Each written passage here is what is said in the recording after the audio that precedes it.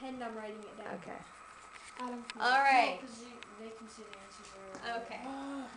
So before we start, can we please make 2 circles for a Venn diagram?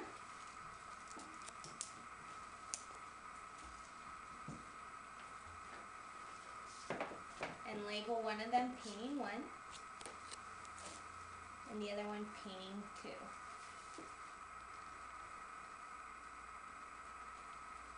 We'll talk about the names of the paintings after we've discussed them a little bit. So the presentation is called A Picture Says 1,000 Words, and we're going to be talking about different paintings and what the attributes of the painting, attributes meaning the things within the painting that make it its own.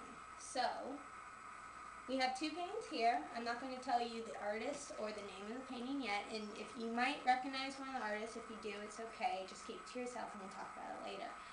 But the first thing we're going to do is we're going to talk about the similarities and differences within the painting. So let's talk about the colors in the painting. What does painting 1 use as colors? Yes? Darker colors. The darker colors? What about painting 2? Yes?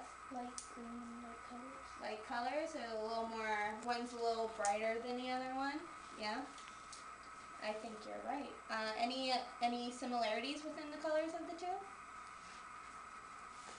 They both use black colors. They both use black colors. We put that in the similarities. Nice. Alright. Let's talk about the brushstrokes. I'm going to bring it a little closer. Can anybody tell me the differences in the brushstrokes of the 2? Yes? One's smooth and one's like all like messed up. Messed up? Another word for messed up could be choppy. Okay. Or a little more loose with the brush than the other one. The other painting tries to blend the colors more together, while painting number 2 doesn't really worry about that as much. What about the sitters of the painting? Sitters are the subjects of the paintings. Do we have any similarities, differences within their face, their features? How do you think one feels as opposed to the other ones? Yes? Painting number 2 looks mad. He looks mad? I think he looks a little mad. You want to write that down for painting 2. What about painting 1? How does she look? Happy-ish, like happy-ish? Joyful. That's a good adjective for her. I think she looks joyful too. You can put that on as painting 1. Kind of relaxed. Kind of relaxed. That's a good adjective as well. Alright, let's talk about the objects in the paintings. We notice that there's certain things in both paintings that the sitter is holding or is in the background. What's the sitter holding in painting 1? A book.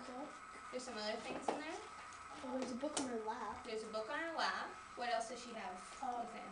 Yes? I think it's a stick. A stick? Right here? Yeah. She's holding it's an instrument. Oh, it's I thought an it was instrument. a stick. That's alright.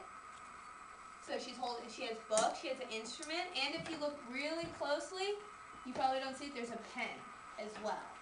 What about painting number 2? What does painting number 2 have?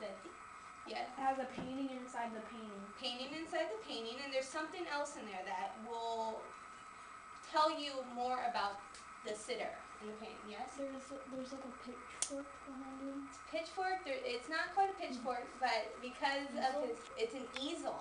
So what do we think about the sitter in painting number 2? He's an artist. He might be an artist. Wait, what's an easel? An easel is what you put a painting on when you want to paint. It's like, you never seen an easel before? It's like 4 or 3. It's like a tripod, and a painting sits on it. Oh. You know what that is? It's right. There's one like over there. Yeah. You see it? Okay. So do we think maybe painting number 2, he might be an artist? Yes. Yes. So we put that down. Okay. So we're going to talk about the sitters in the painting some more. Can anybody, so we already decided that painting number 2, we think he's an artist, right? Okay. What about painting number 1? Who do you think she is? The scribe. A what? Scribe. A scribe, someone who might write. That could be a possibility. An author, maybe she's an author. She's in very nice clothes though. Do you think authors back then were rich? No? Do you think A priest. priests were rich back then? Yes. They may not have been. They worked for free. Oh. What back in the old days? What do you think a person who was rich, who had nice clothes, had nice things? What do you think they may be? A noble. A noble. That's a good idea. Let's see. So first Royalty. we're talking about royalty. You want to put that down too? Noble, royalty. That's a good explanation for her. So her name is Augusta, and she was a countess. And the painting's called Portrait of Lady 1800 by Joseph Grassi.